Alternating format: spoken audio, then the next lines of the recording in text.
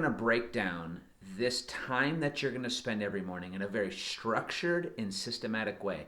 And it's very intentional the way that we have this broken down. It is things in the last 10 years sitting in our prayer room in Kansas City for hours on end a day. It is the things that I have learned that have so helped me. So we're going to break this down in 5-minute chunks, okay?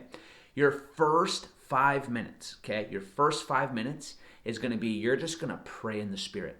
There is nothing that helps me get my mind focused, get the distractions off of me, the funky things I'm feeling from the night before, whatever it might be.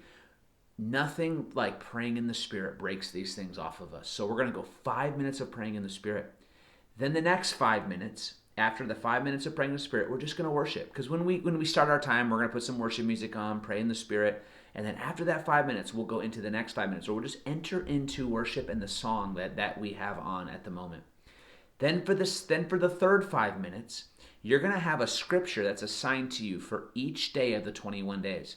Paul, throughout the New Testament, prayed certain prayers that were very specific and very focused for the believers that he was discipling in that time. I'm picking 7 of those prayers because you'll go through each one of them Monday through Sunday, and you'll go back through them again, so you'll hit each one 3 times. So you're going to take a look at those verses that are assigned to you for the next 5 minutes. So 5 minutes of praying in the Spirit, 5 minutes of worship, 5 minutes of looking at the assigned passage of Scripture for the day. You're just going to read it over and over again for 5 minutes. You're going to kind of just look at it, meditate on it, and then for the remaining 5 minutes, you're going to take those verses and you're going to pray them back over yourself. So when Paul was praying for the church, you're going to then replace, you with me, right? You're going to pray it over yourself. And you're going to be getting a PDF files of all of my notes on these passages so you can understand the context. And the goal is that each night before you go to bed, you'll take the 5 minutes to take a look at the teaching notes so that when you get ready to pray that verse over yourself in the morning, you already read my notes for 5 minutes the night before, so you already understand the context of what was Paul praying, what was he thinking.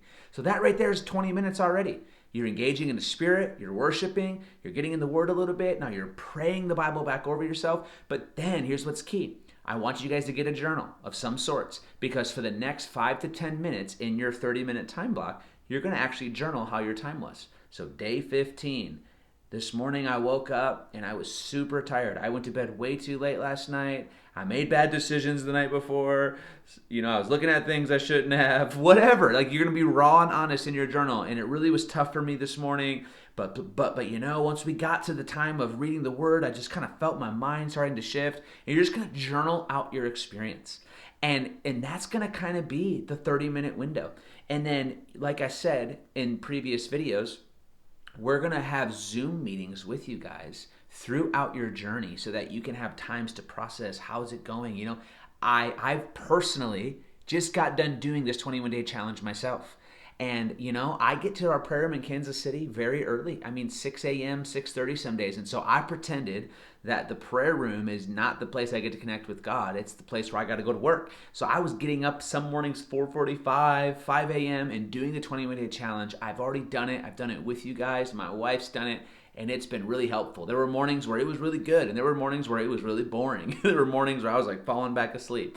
But like Mike Bickle always says, if you take vitamins for 21 days, you typically don't feel any different.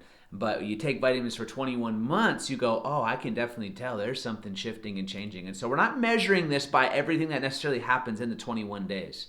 But we will measure it for the longevity of our life. And I want this to be a jump start for you guys into your spiritual journey.